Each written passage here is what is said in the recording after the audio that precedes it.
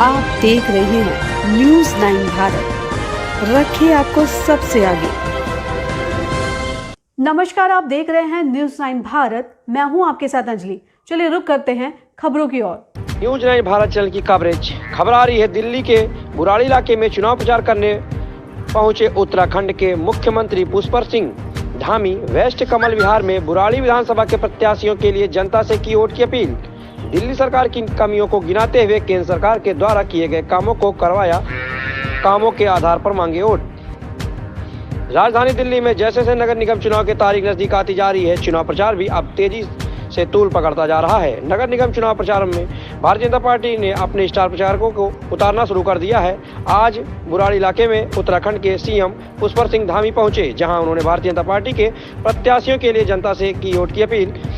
Burari ward number 9 और ward number 6 में बड़ी संख्या में हिमाचल और उत्तराखंड के जुड़े हुए लोग रहते हैं, जिसके चलते उत्तराखंड के सीएम को यहां भेजा गया है, जिससे उस राज्य से जुड़े हुए लोग उनकी बातों से प्रभावित होकर भारतीय जनता पार्टी को वोट देने का मन बना सके।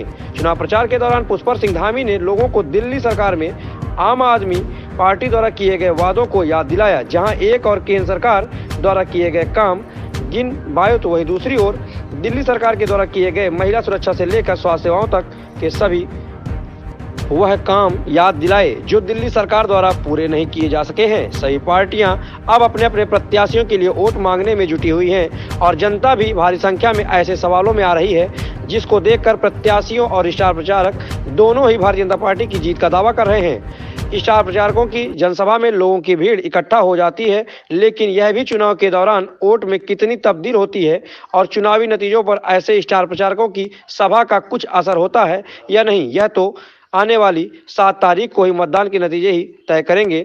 देखें पूरी रिपोर्ट के साथ न्यूज़ 9 भारत चैनल के संवाददाता संजय सिंह की खास रिपोर्ट। लोगों की सेवा कर सकते हैं कि नहीं कर सकती है, इस आधार पर भारतीय जनता पार्टी प्रत्याशी बनाती है। भाइयों बहनों, अभी प्रधानमंत्री जी उत्तराखंड के अंतिम गांव में आए थे। देश का अंतिम गांव कहा जाता था माड़ा गांव, जहां से चीन की सीमा को मकान देने का काम करेंगे, और दूसरी तरफ कभी अन्ना हजारे जी को धोखा देने का काम, कभी दिल्ली की जनता को धोखा देने का काम। जो शिक्षा मंत्री हैं वो शिक्षा देने का काम नहीं कर रहे हैं, वह लोगों को शराब बांटने का काम कर रहे हैं। उनको शराब मंत्री बनकर जो है जगह जगह छोटे छोटे टोके खुलवाने का काम कर रहे हैं। भाइयों बहनों, ये समय हमारा बड़ा महत्वपूर्ण समय है। ऐसे समय में हम सब लोगों ने तय करना है।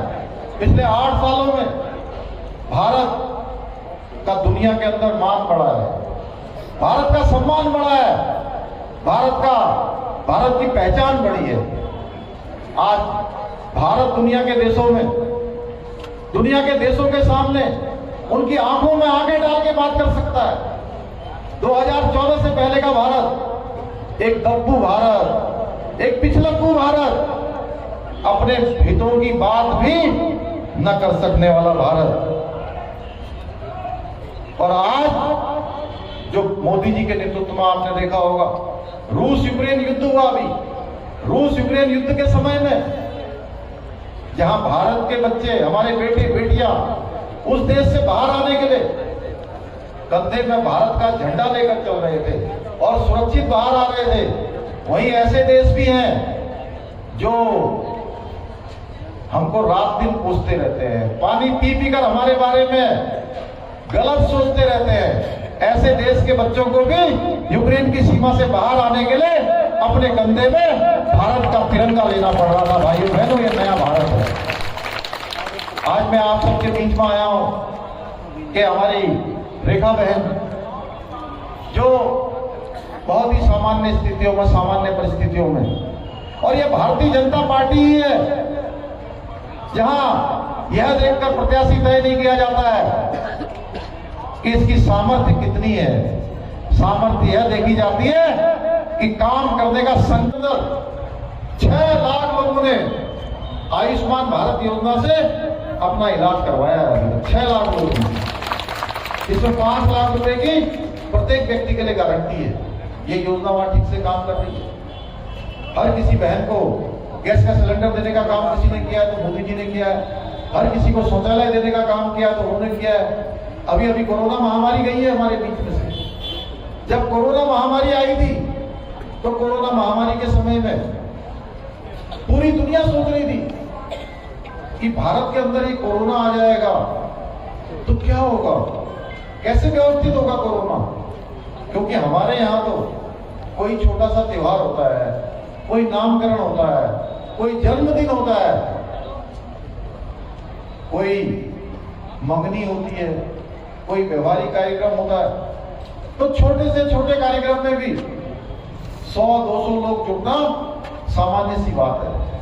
ऐसे समय में कोरोना भारत में फैलेगा तो ये व्यवस्थित नहीं हो पाएगा। पूरा भारत पूरे विश्व के लिए जिम्मेदारी बन जाएगा। WHO विश्व स्वास्थ्य संगठन उसने भी अपनी रिपोर्ट में इस प्रकार की शंका जाहिर करी।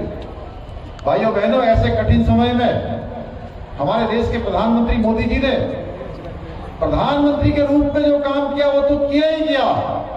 एक घर के माता पिता की तरह, एक अभिभावक की तरह पूरे देशवासियों की चिंता का काम उन्होंने किया।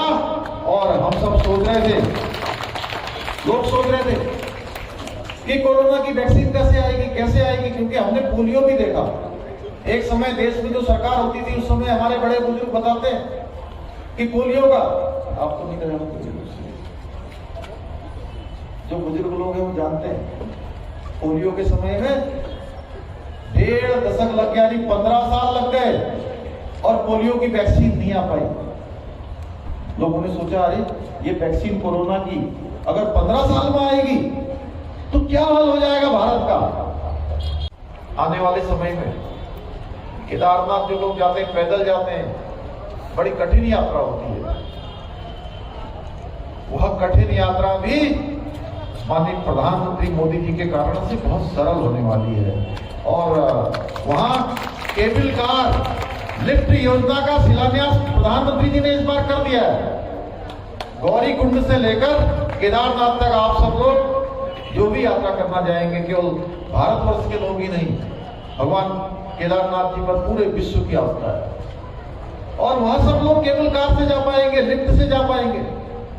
इसी प्रकार से बाबा बद्री विशाल का परिसर, वहां पर भी एक नया मास्टर प्लान बन रहा है। अब आप जाएंगे तो आने वाले समय में पूरा आपको व्यवस्थित मिलेगा, व्यवस्थित, कहीं पार्किंग मिलेगी, कहीं रास्ता मिलेगा, लाइन में ठीक से जाने के लिए, खड़े होने के लिए स्थान मिलेगा। अगर बच्चे कुछ देखना चाहेंगे तो बच्चों के लिए भी बनेगा। यह है डबल इंजन। और इतना ही नहीं, जहां बाबा केदार का पुनर्निर्माण हो रहा है, वहां लिफ्ट लगाई जा रही है, वहां बद्री विशाल में मास्टर प्लान लगाया जा रहा है। और वही हेमकुंड साहब में, जो हमारे सिखों का सबसे बड़ा धार्मिक स्थलों में से एक स्थल है, वहां हेमकुंड साहब जाने के लिए, जहां 16 किलोमीटर की कठिन यात्रा 3 दिन, 4 दिन, 5 दिन में पैदल पूरी होती थी। और जो हमारे बुजुर्ग लोग होते थे उनके लिए तो बहुत ही कठिन यात्रा थी।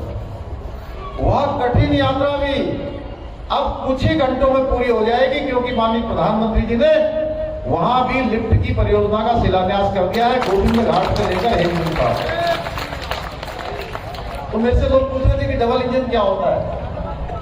भाइयों बहनों, डबल इंजन ये होता है, जो कहते हैं वो करते हैं। इसी प्रकार से मोदी जी जो यहाँ की झुग्गी झोपड़ियों के लिए काम करना चाहते हैं, यहाँ के रिक्शे वालों के लिए काम करना चाहते हैं, टेम्पो वालों के लिए काम करना चाहते हैं, टैक्सी वालों के लिए काम करना चाहते हैं, जो हमारे गरीब मजदूर हैं उनके लिए काम करना चाहते हैं, वो काम बीच में ब्रेक नहीं होना चाहिए। अगर वो वहां से पैसा भेजे तो सीधे उनके पास पहुंचना चाहिए। वो पैसा तभी पहुंचेगा, वो पैसा तभी पहुंचेगा। अभी जिलाध्यक्ष जी कह रहे थे कि आयुष्मान योजना यहाँ लागू नहीं हो रही है, प्रधानमंत्री आवास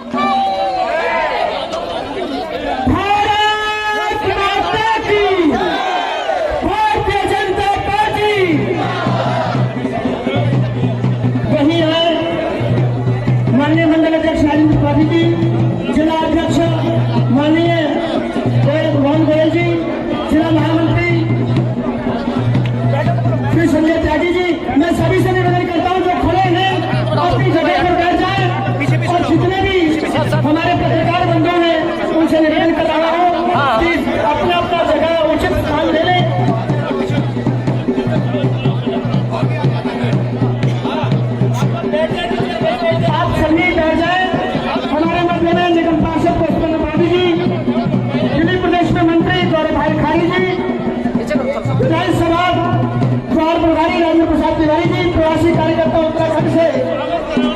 अभी के लिए फिलहाल इतना ही काफी। बने रहिए हमारे साथ। छोटी से बड़ी खबर जानने के लिए न्यूज़ 9 भारत पर अब चाहूंगी इजाजत। नमस्कार।